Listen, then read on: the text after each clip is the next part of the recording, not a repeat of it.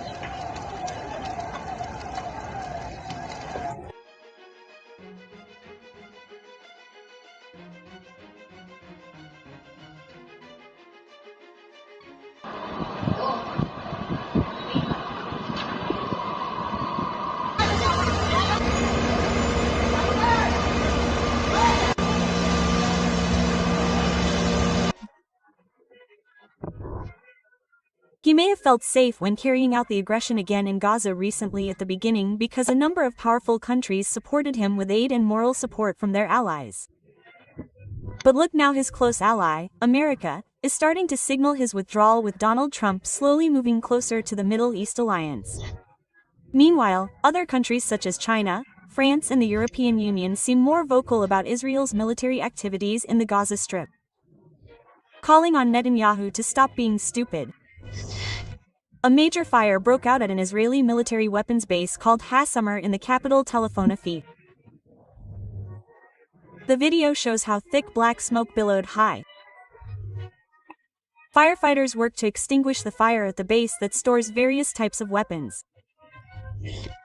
It is known that there were no fatalities in the fire incident.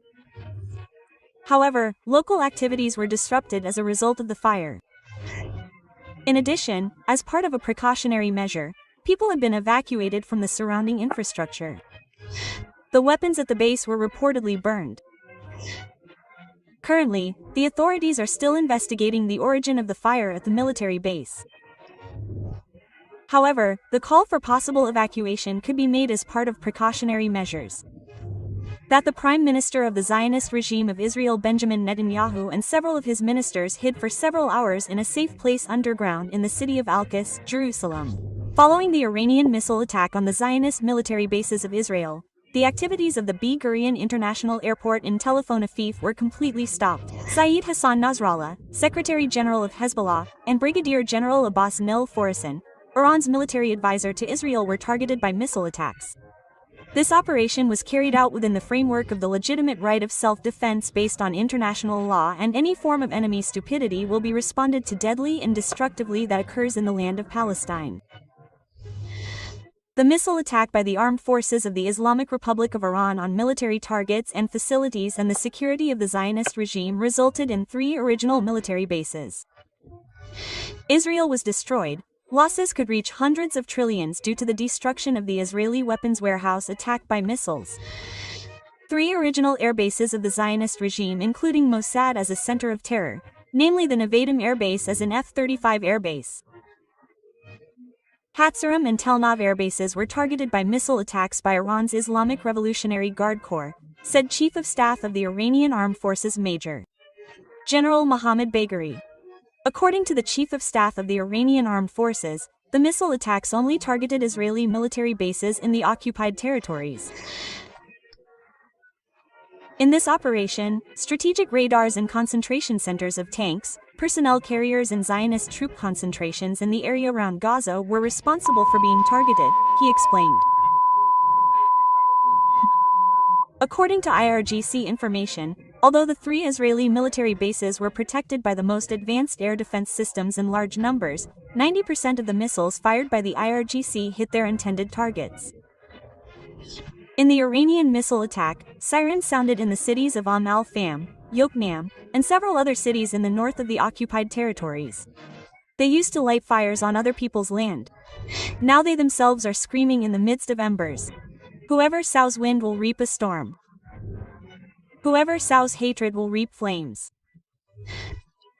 And that is what Israel has felt until now. This of course makes Netanyahu even more panicked. Allah's troops and their punishment are real. This is proof that an incident of punishment that is beyond reason and has never happened in the world has befallen Israel. This incident is one of the most terrible things that has ever happened on earth. That afternoon, the sky above Israeli cities looked strange. Not cloudy, not bright, but as if shrouded in a fiery red mist.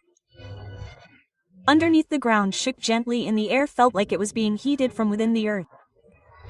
Fire blazed in all directions. No longer just in the forest or certain settlements, but surrounding the entire city. Giant walls of fire stood at every boundary. High, swaying like waves, burning with a blood-red color. There were no gaps. The city was completely surrounded by flames that seemed to have consciousness. Some residents tried to escape out of town, but anyone who dared to go out would be immediately chased by flying flames. Yes, flying as if there was a force directing it. None of them survived. Their bodies were alive. Alhamdulillah. Allahu Akbar. Yeah.